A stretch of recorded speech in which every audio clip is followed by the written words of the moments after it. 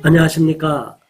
원가정 인권TV 시청자 여러분, 오늘 또 안타까운 사연의 주인공을 모시고 대화를 나눠보겠습니다. 아주 최근에 일주일도 안 된 사건입니다. 긴급하게 분리된 상황인데, 그래도 엄마께서 우리 원가정 인권보호연대를 우리 회원을 통해서 소개를 받고 오게 되었습니다. 한번 주인공을 모시고 대화를 나눠보겠습니다. 안녕하세요. 안녕하세요. 네, 어디에 사시고 어디에 사시는 분인지 간단히 소개 좀 해주실래요? 네, 저는 서울시 은평구에 거주하고 있는 세 아이의 엄마입니다. 아, 그러군요. 아기가 있는데 아기는 지금 난 지 네, 한 80일 정도 됐어요. 80일 됐고요. 그런데 지금 뺏긴 지 바로 강제 분리된 지 일주일도 안 됐어요. 네. 언제 분리가 됐습니까? 4월 2일 날 학교에 가고 나서 못 만났습니다. 연락을 받았나요? 어떻게? 저희 아빠한테 연락이 갔었고요. 경찰로부터 경찰이 연락이 왔었고, 한 12시경, 아이가, 그때는 그냥 이제 신고가 됐다라는 얘기를 들었었고, 네. 한 오후 4시쯤 분리 결정 조치가 돼서, 네, 그때 이제 그럼 집에 짐을 가지러 오겠다 해서 6시에 갈 테니 준비하고 계셔라, 이렇게 얘기를 들었어요. 네, 지금 은평구에 있는 가련초등학교 4학년에 재학 중인 딸입니다. 보이 아동인데, 이 아동이 우리 원가정 인권TV에 보면 이런 사례가 여러 건인데요. ADHD 아동이에요.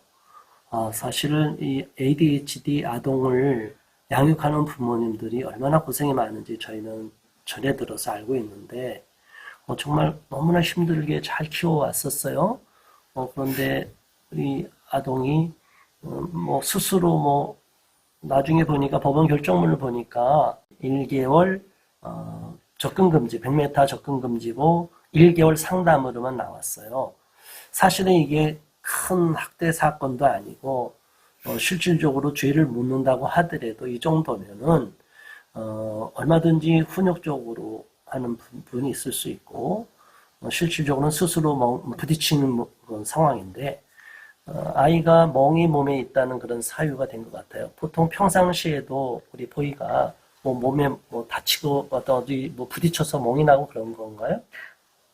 굉장히 어릴 때부터 멍이 어디 잘 넘어지기도 하고 잘 부딪히기도 하고 워낙에 이제 행동이 과하다 보니까 주변을 신경을 안 쓰고 움직이면서 멍이 드는 경우들이 많았고 상처들도 많이 생기고요. 그렇군요. 네. 그러면 그것이 학교에서는 이런 사유가 있다는 것을 미리 얘기를 하셨나요? 그렇지 않아도 그 아이가 항상 학교 다니면서 보건실을 굉장히 자주 이용을 했었고요. 1학년 때부터요. 네. 그래서 아마 기록에 다 있었을 거예요. 거기서도 여러 번 밴드 붙이고 이렇게 하는 치료들을 했었어요. 그러면 네. 우리 ADHD 아동으로 병원에서는 다 진단이 나왔고, 네네. 그리고 또 진단에 이제 지적 능력까지 최근에 이제 검사를 했는데, 네. 어느 정도로 나오나요? 지금, 지능 지수가? 네, 지능 지수가 지금 70 미만으로 나와서 지적 장애를 최근에 장애 등급을 받았습니다. 네. 그런 상태예요. 자, 그러면 우리 시청자 여러분께서도 좀 살펴보시면 ADHD에다가 지능 저하, 지적 장애까지 있고 있는 아동이고 엄마와의 애착 관계는 아주 좋은 편이죠. 네. 더군다나 이 엄마는 간호사로서도 또 일을 하시는 분이에요. 그래서 아이를 양육하다가 어쩔 수 없이 이제 병원에서 일을 그만두시는 상황이거든요. 그러면 엄마는 이 일을 잘 알고 있고 또 아빠도 현재 교사셔요. 그래서 요즘 아동학대나 이런 부분에 대한 건 충분히 알고 계시잖아요. 그럼요. 절대로 아동학대를 할 수 있는 가정도 아닌데도 불구하고 이렇게 강제 분리됐다는 사실, 지금 애가 지금 시설에 가 있어요. 지금 어떠세요, 어머니 지금 심정은? 참담한 심정입니다. 아이가 지금 엄마의 돌봄이 가장 필요한 시점인데 그거를 데리고 가서 엄마보다 더 잘 케어해 줄 수 있다는 그런 믿음 없고요. 저희 아이 오히려 지금 불안한 아이인데 더 트라우마에 평생 시달릴까봐 저는 너무 걱정되고요. 네. 지금 이런 상황 속에서 너무나 어처구니 없이 이런 사유로 분리가 됐는데, 요 분리됐을 때, 엄마가 볼 때는 좀 부당함이 있잖아요. 그러니까 요번에가 분리되기 전에, 뭐 작년 12월 달에 뭐 한번, 학교에서도 신고한 경우가 있나요? 그런 사실이 있다고 그러셨는데, 네, 좀 설명 좀 해주세요. 네. 작년에 초등학교 3학년 때, 그 학우들과도 이제 문제가 있었었고요. 네. 아이가 이제 좀 종종 울기도 하고 교실에서 또 떼도 쓰기도 하고 자기 주장도 좀 강하기도 하고 그러니까 잘 지내고 싶어하는 아이예요. 굉장히 밝고 친구들을 좋아하는데 그 반극적인 부분들에서 조금 서툴고요. 네. 그렇게 하다 보니까 친구들한테 좀 미움도 많이 받고 그런 상황에 있었어요. 그리고 그런데다가 굉장히 선생님께서 학교에서 숙제를 많이 내주셨어요. 뭐 하루에 뭐 4개가 있었을 때도 있고 5개가 있었을 수도 있어요. 그런데 그냥 숙제 안 해가면 어때?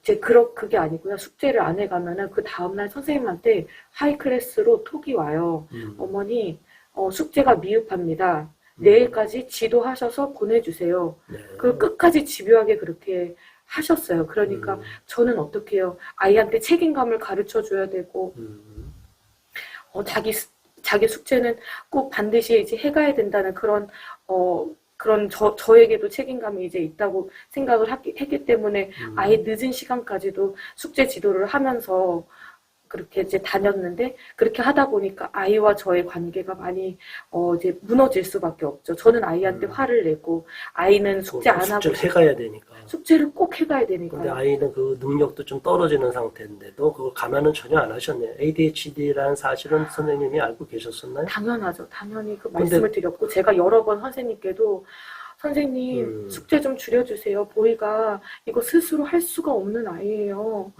근데 현재 지금 그 학업을 따라갈 수가 없는 아이인데도 불구하고 선생님은 안 된다. 어떻게 다른 아이들과 그렇게 그렇게 똑같이 어쨌든 이제 해야 된다. 숙제들도. 그래서 여러 번 잠깐만요. 우리 시청자 여러분, 제가 일반 국민의 상식으로서 궁금합니다. 지금 이 방송을 교사님들도 선생님들도 보고 계실 텐데 이 아동이 ADHD라는 진단을 분명히 받았어요. 그리고 최근에 이런 문제가 있고 나서 이제 지능 검사까지 받아서 상당히 어려운 상황에 있는 건데 어쨌든 ADHD라는 아동의 특성에 의하면 아침에 일어나서 깨우기도 어렵다면서 일어나기도 어렵다면서요, 아이가? 네, 저도 아침잠이 많기는 한데 네. ADHD 아동들이 워낙에 이제 그 아침에 일어나는 것도 힘들어서 제가 조용히 보이야 하고 이렇게 쓰다듬어주면서 깨우더라도 아이가 한 40분이 돼도 일어나지를 않아요. 그렇게 하다 보면 저도 출근을 해야 되고 그럼 부득이하게 깨워서 보내야 되잖아요. 또 지각하면 선생님께서 또 지각한다 또 아이를 또 훈육하고 또 혼내실 수도 있기 때문에 전 시간 맞춰서 이 아이를 보낸다고 이제 큰 소리가 날 수밖에 없는 상황이에요. 아이는 또 네. 하기 싫다고 안 할 수도 있고. 네, 울어요. 그러면 이제 힘드니까 본인도 더 자고 싶고. 그러는 와중에 이 아이의 특성을 잘 이해를 안 하시고 선생님이 너무 무리하게 일반 아이들은 편애해 줄 수 없다. 누가 공정하지 말라고 한 건 아니에요. 그러나 선생님이 지혜가 있으셔야죠. 어떻게 이런 아이를 배려하고 약자가 돼 있는 아이인데 그런 아이들보다 일반 아이보다 지능지수가 떨어지고 ADHD 병을 앓고 어려워하는 아이인데 이 아동에 대한 고려를 하지 않고 일반 아동이랑 동일하게 대우해서 숙제를 똑같이 해주고 내주는 거냐고요. 그게 정상적인 교육 방법이라고 생각하십니까? 제가 그 선생님 실명을 공개하고 싶지만 제가 안 합니다. 정말 반성하시기 바라요. 자, 그러면 이런 와중에서 작년 12월 달에, 너무 말을 안 듣고 때를 쓴 상황이 발생했죠? 그거 좀 설명을 해주세요. 네, 숙제 지도를 하면서 아이가 숙제를 안 하려고 하고, 그런데 또 숙제를 해가야 되는 상황이 생기고, 또 그 당시에 이제 저희가 이제 셋째 아이 제가 만삭이었었는데 만삭하면서 이제 저희 집에 좀 이렇게 리모델링을 한다고 잠깐 친정에 한 달 정도 머물러 있었던 상황이었어요. 네. 아무래도 저희 집이 아니고 이제 친정 부모님 댁에 있다 보니까 조금 아이들이 이렇게 조용히 있어야 되는데 막 뛰어다니고 이제 아무리 말로 해도 이게 통제가 안 됐어요. 그러다 보니까 그 아이들을 조용히 해 이제 하는 와중에도 계속 그 자녀가 셋인데, 네. 큰애가, 보이가 보이가 큰 딸, 둘째는 아들입니다. 아들. 네, 2살 터울의 아들. 2살 터울의 아들. 둘째는 뭐 이상이 없나요? 건강한가요? 아니요, 둘째도 ADHD가 있습니다. 그것도 진단 받으셨고. 네, 그래서 둘 다 같이 약을 복용을 하고 있는 상황이었습니다. 네. 참 이런 자녀를 둔 부모는 얼마나 힘들겠습니까? 그리고 한 애가 아니라 두 애니까 한 애가 떠들면 같이 덩달아서 그러고 통제가 안 되는 거죠. 네, 자, 이런 와중에서 그래도 부모는 또 조용을 시켜야 되고 또 학교 숙제를 엄하게 또 쫓아가야 되고 강제로도 시켜야 되는 상황에서 어떻게 보이가 말을 안 듣고 좀 그래서 훈육적으로 뭐 한번 어떤 상황이 12월 달에 어떤 상황인지 설명 좀 해주세요. 네, 그렇게 했고, 이제 너희가 부모 말씀을 듣고 따라야지, 그렇게 너네가 원하는 대로 이렇게 하면 안 되지 않겠니? 그러니까, 엄마가, 너 잘 되라고, 너 잘 됐으면 좋겠는 마음으로, 한 대 때릴 거야. 해서 둘째는 한 대를 맞고 끝났고, 저기 뭐 효자손으로 네, 효자손으로 한 대를 맞았고, 손바닥 네, 한번 네. 때리고. 둘째는 그렇게 하고, 그냥 또 이제 다행히 많이 아프진 않았는지 이렇게 해서 그냥 웃으면서 해쭉해쭉하고 이제 갔고, 이제 첫째는 그게 무서워서 이제 계속 이렇게 피하는 와중에 실갱이 하다가 이제 그 아이가 이제 제 얼굴을 이제 실수로, 그것도 실수에 이제 손바닥 일부러 때리려고 그랬는데 네, 손바닥 때리려고 했는데 이렇게 막 피하다가 제 얼굴을 이제 때리게 저를 먼저 이제 때렸는데 제가 지금 화가 나 있는 상태잖아요. 그래서 저도 실수로 이제 아이의 얼굴을 이제 때리게 된 거예요. 손을 때린다는 게 그렇게 된 거군요. 네네. 그래서 너무 놀래서 이제 아이한테 사과를 하고 했지만 자국은 남아 있는 상황에서 네. 다음날 그래서 학교로 갔는데 학교에서 그 네. 사실을 알고 어떻게 조치를 했나요? 네, 이제 위클래스에 갔고 이제 바로 뭐 부모의 어떤 상황인지 자초지종 물어보지도 않고 이제 아이 의견만으로 이제 경찰에 신고를 해서 네, 아동학대로 네, 작년 12월 달에도 이미 신고가 들어간 거고요. 네, 네. 그랬는데 신고는 들어갔는데 처리는 어떻게 됐어요, 그러면? 그래서 이제 그분들이 이제 그날 신고를 받고 이제 저희 집으로 왔는데 집은 리모델링 하고 있는 상황이어서 그러면 어디에 있냐 아이는 지금 그래서 저희 외가댁에 있습니다. 이렇게 말씀을 드리고 같이 이제 이동을 해서 부모님 댁에서 이제 조사를 받았었어요. 네. 그래서 와서 보니 가정 환경이 참 화목하고 행복하고 아이도 지금 그거에 대한 트라우마가 없는 거예요. 저에게 이렇게 맞았던 부분에 대해서. 네, 그래서 굉장히 뭐 이모 삼촌 이렇게 부르면서 굉장히 이렇게 반갑게 이렇게 맞이했었어요. 네. 그래서 이제 다음부터는 그렇게 하지 마셔라 이렇게 말씀하고 돌아가셨어요. 그러니까 그리고 그때는 이제 아무 네, 문제가 없이 네, 해결이 금방 된 거죠. 무혐의로 네. 무혐의가 됐는데도 그쪽에 이제 기록은 남게 되겠죠, 신고된 거. 네, 네.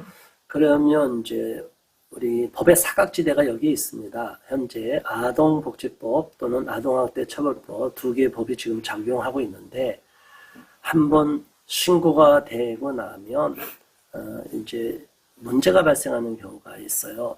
그래서 신고가 되면 어쨌든 어떤 사유가 되든지 이건 다 조사가 돼야 되고 또 조사된 기록이 남게 되고 남다 보면 아무것도 아닌 사건도 횟수가 늘어나면 또 이게 과중돼 갖고 누적이 된다고 그래서 또 이것을 엄격하게 처리하는 경우가 있어요.